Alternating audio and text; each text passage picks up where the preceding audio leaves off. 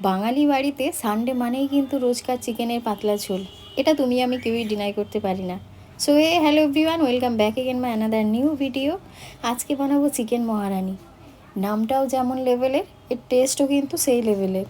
So সবার প্রথমে chicken নিয়েছিলাম বড় বড় পিস করে, যেমন করে চাপের পিসের চিকেন আসে।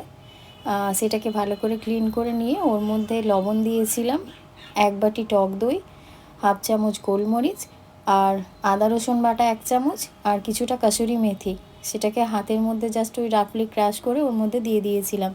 দিয়ে চিকেনটা ম্যারিনেট করে মোটামুটি 30 মিনিটস রাখলেই হবে। ফ্রিজে রাখো বা নর্মাল রাখো, যেটাতেই রাখো। এরপর একটা পেস্ট বানিয়ে নেব। জাস্ট ওই 1 কি 2 পেঁয়াজ দেবো, কিছুটা আদা দেবো, রসুন দেবো, কাঁচা লঙ্কা, সব একসাথে ব্লেন্ডারে দিয়ে জাস্ট এটাকে ব্লেন্ড করে নেব। এরপর একটা প্যান বসাবো, একটু বড় দেখে প্যান নেব।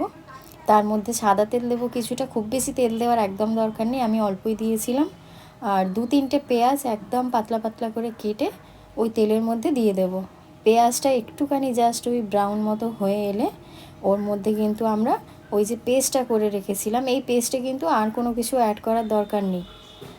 কাঁচা লঙ্কা, আদা রসুন আর একটা পেঁয়াজ, সেই পেস্ট যেটা করে রেখেছিলাম ওটা দিয়ে দেব। দিয়ে একটু কষিয়ে নেব যাতে রসুনের যে একটা হার্ড স্মেল থাকে সেটা বেরিয়ে যায়। তারপরে ওই যে ম্যারিনেট করা চিকেনগুলো একে একে সবগুলো বসিয়ে দেব। তবে তোমরা যদি এই গ্রেভিটা কালার করতে চাও, আমার মনে হয় সেটা ভালো লাগবে না। কিছু কিছু জিনিসের টেস্ট কিন্তু সাদাতেই ভালো আছে। এটা হোয়াইট গ্রেভিতে চিকেনটা রেডি হয়েছিল, আর এতে আরও কিছু জিনিস গিয়েছিল যেটা রিচ কিন্তু হেভি, ওই জন্য এর নাম চিকেন মহারানি।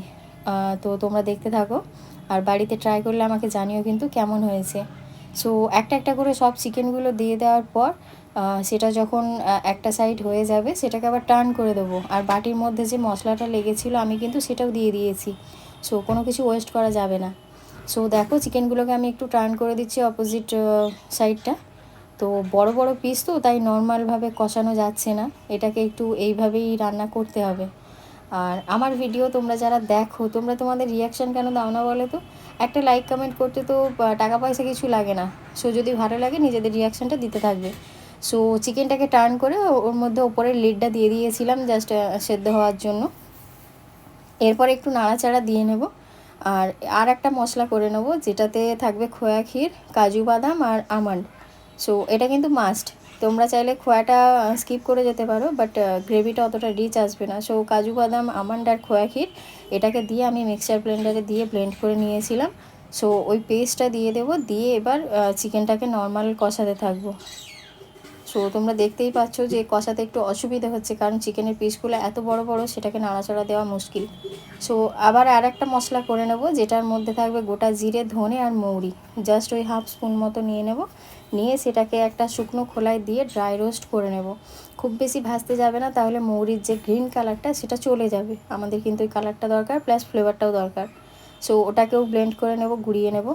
তারপরে ওই যে মাংসটা হচ্ছিল, যেটাকে কষানো হচ্ছিল, সেটাকে আবার লিড দিয়ে দেবো। এটা কিন্তু ঢেকে ঢেকেই করতে হবে, আর ফ্লেমটা কিন্তু মিডিয়াম থাকবে গ্যাসে। খুব বেশি হাই করলে এটাতে যেহেতু তেল কম আছে আর এদিকে রিচ ফ্লেভারের মশলা বেশি আছে, তাই কিন্তু নিচে লেগে যাওয়ার ভয় থাকে, যেহেতু বাদাম বাটা আর সব কিছু দেওয়া রয়েছে। সো ভালোভাবে নাড়াচাড়া দিয়ে নেওয়ার পর আমি এতে যখন দেখবো যে 80% কুক হয়ে গেছে, তখন আমি এই যে মশলাটা গুঁড়ো করে রেখেছিলাম এটা 1 চামচের বেশি একটু দিয়ে দেবো। তোমাদের যদি মাংসের পরিমাণ কম থাকে তোমরা তাহলে কম দিও। সো মশলাটা দিয়ে এবার মশলাটা গ্রেভির সাথে একটু ভালোভাবে মিশিয়ে নেব, যাতে মশলার ফ্লেভারটা চিকেনের মধ্যে অ্যাড হয়ে যায়। এরপরে দেব ঘি 1 চামচ। তোমরা ঘিটা দিতেই হবে, ঘিয়ের একটা ফ্লেভার কিন্তু এর মধ্যে ভীষণ দরকার। সো আমি হাফ চামচ মতো ঘি দিয়েছিলাম, যেহেতু মানে খুব বেশি রিচ আমার প্রয়োজন ছিল না, বাট টেস্টটা দরকার ছিল। সো মশলাটা যখন গ্রেভির মধ্যে মিশে গেছে তখন আমি ওই হাফ চামচ মতো ঘি দিয়ে দিয়েছিলাম। তারপরে কাসুরি মেথি, যেটা প্রথমে ম্যারিনেটের সময় হাফ চামচ মতো দিয়েছিলাম, সেটা আর একটু দিয়েছিলাম। দিয়ে ব্যাস মশলাটা চিকেনটাকে নাড়াচাড়া দিয়ে সেদ্ধ হয়ে গেলে একদম রেডি মহারানি চিকেন। কেমন লাগলো জানিও কিন্তু।